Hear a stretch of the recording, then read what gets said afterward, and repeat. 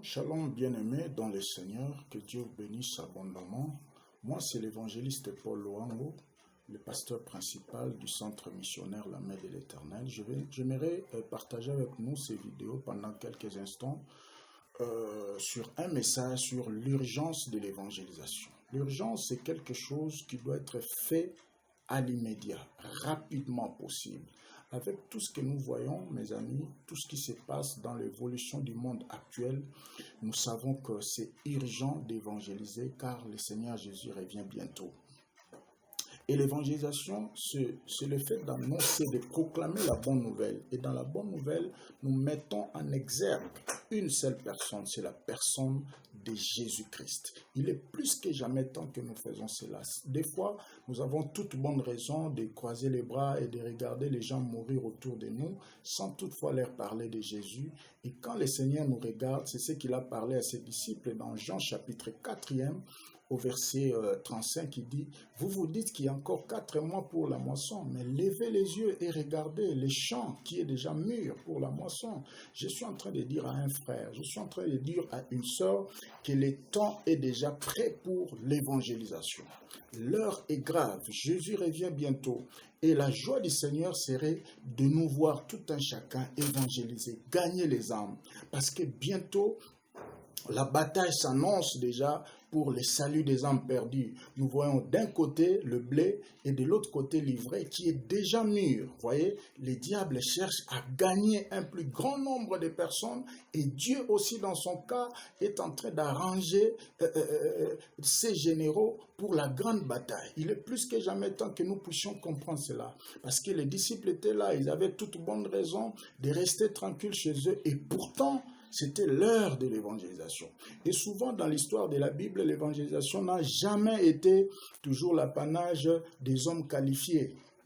Vous voyez, et dans la plupart des cas, ce sont des gens qu'on n'imaginait même pas. Regardez le cas d'église d'Antioche, dans Actes chapitre 11, à partir du verset 19e, la Bible nous parle de ceux qui avaient cru à l'évangile, ceux qui étaient dispersés depuis Jérusalem, alors que Étienne venait de mourir, ceux qui étaient dispersés dans cette peur-là, dans cette crainte-là, au lieu de croiser les bras, ils ont commencé à annoncer l'évangile. C'est ça même ce qu'on appelle l'audace.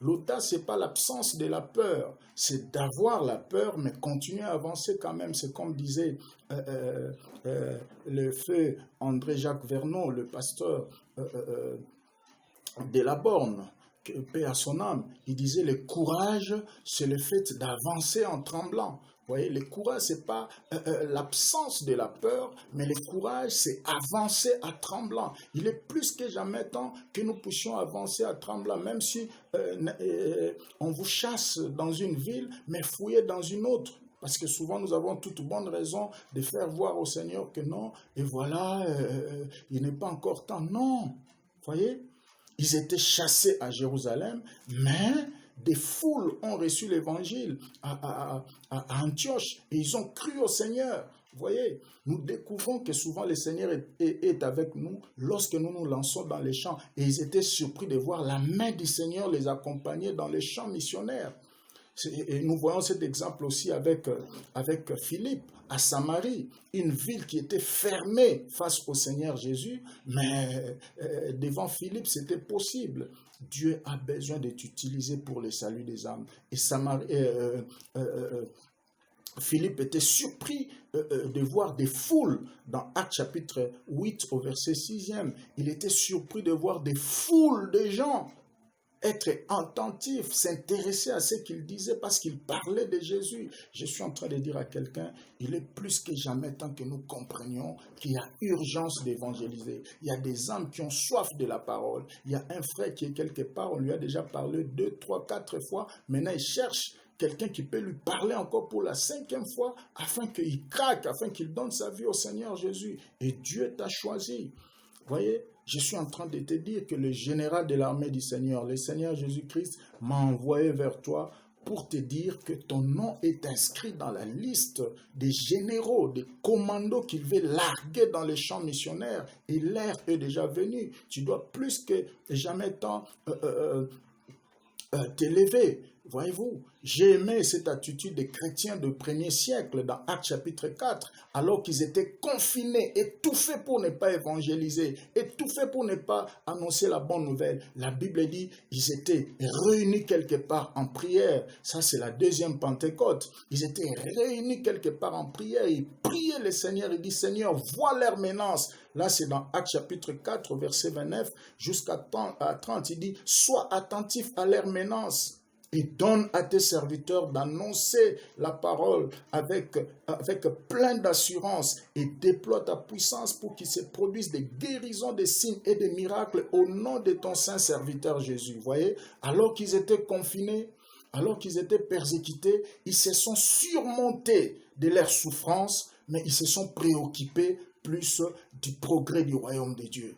Voyez-vous, mon frère, ma soeur, nous traversons les temps de confinement où les gens sont confinés dans leur maison, ils ne vont pas au travail, ils ne vont pas à l'école, ils ne vont pas dans leur activité quotidienne, mais surpasse-toi un peu, comprends que c'est un autre temps que nous traversons. C'est le temps de l'évangéliser, c'est le temps de l'évangélisation, c'est le temps de la bonne nouvelle. Ils étaient confinés, étouffés, mais ils se sont surpassés. Au lieu de demander peut-être à Dieu de leur donner à manger et à boire, mais ils prient pour que Dieu leur donne l'assurance d'annoncer la bonne nouvelle. C'est l'attitude que vous et moi, nous devons avoir pendant ces temps. Voyez-vous, Dieu, c'est lui qui contrôle toutes choses. Rien ne lui échappe. Il est souverain.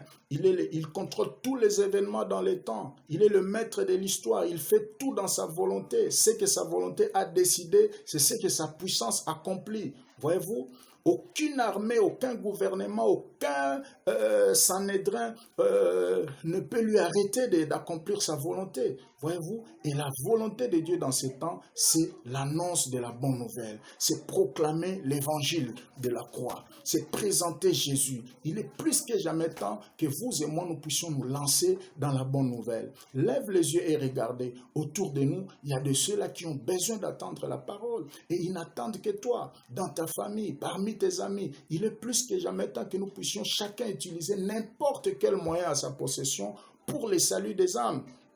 Vous voyez, l'évangélisation n'a jamais été un simple département de l'Église. C'est la raison d'être même de l'Église. Et tout chrétien doit être armé de l'esprit de l'évangélisation. Tout chrétien dans la pensée de Dieu est un gagneur d'âme. Nous sommes sauvés pour sauver les autres. Regardez la Samaritaine. Après être impactée par la bonne nouvelle, elle n'avait pas été baptisée, elle n'avait pas été affermie, elle n'avait même pas un diplôme théologique, mais elle s'est lancée pour le salut de la bonne nouvelle. Elle a bougé la ville avec quel message? Venez voir un homme qui m'a parlé tout ce que j'ai fait. Jean chapitre 4 à partir du verset 29. Vous voyez? Un message simpliste, mais qui a gagné toute la ville. Vous voyez? Regarde le fou de Gadara. Aussitôt sauvé, aussitôt délivré, il n'a même pas passé aux eaux du baptême, même pas un affermissement, même pas un diplôme théologique, mais il est allé bouger un rassemblement de 10 villes. Mon frère, ma soeur, l'heure est grave. Le diable n'est pas dans son premier essai. Il a souvent essayé depuis la nuit des temps. Et cette fois-là, il est en train d'accélérer les choses parce qu'il sait que ces jours sont comptés. Et vous et moi, nous savons que le Seigneur revient bientôt.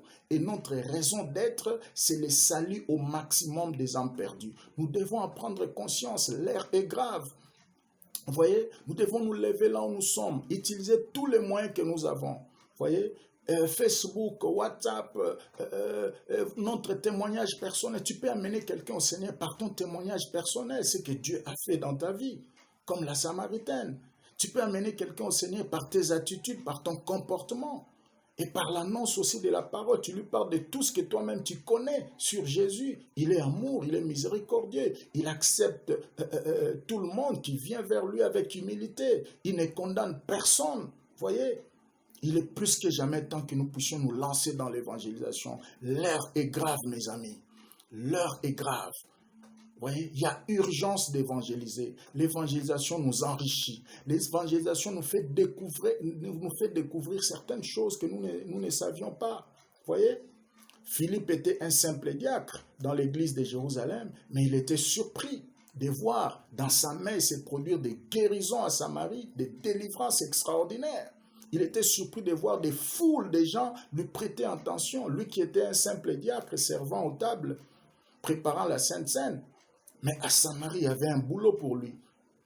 Voyez-vous, il est plus que jamais temps que nous comprenions ces choses. Alors que Pierre n'avait pas d'espace à Jérusalem, il y avait plein de persécutions, mais la Bible dit, dans la maison de Corneille, Corneille qui n'était pas juif, il était païen, tout était préparé pour l'attendre. Et les gens étaient préparés à l'attendre. La Bible dit, alors qu'il prêchait l'évangile, il n'avait pas encore fini. La gloire de Dieu était descendue et les gens ont commencé à parler en langue. Lui-même était estomaqué de voir que les gens étaient déjà préparés quelque part pour l'entendre. Levez les yeux et regardez. Les champs est déjà mûrs. Nous avons toujours toute bonne raison pour ne pas évangéliser. Oh non, voilà, même si je me levais, est-ce que je vais parler à qui? Est-ce que les gens vont m'écouter? Non, tu ne t'es pas... Comment tu vas dire que ça ne va pas marcher pendant que tu n'as pas encore essayé? Il est plus que jamais temps que nous comprenions ces choses. Évangélisons encore, évangélisons. Je vais prier pour toi. Éternel, donne à mon frère la force, la capacité, l'audace, le courage d'évangéliser. Parce que le champ missionnaire a besoin de 3 ingrédients principaux. La foi, le goût du risque et le courage. Donne à mon frère la foi, le goût du risque et le courage afin d'évangéliser avec puissance et autorité. Parce que l'heure est grave. Que Dieu te bénisse. Alléluia.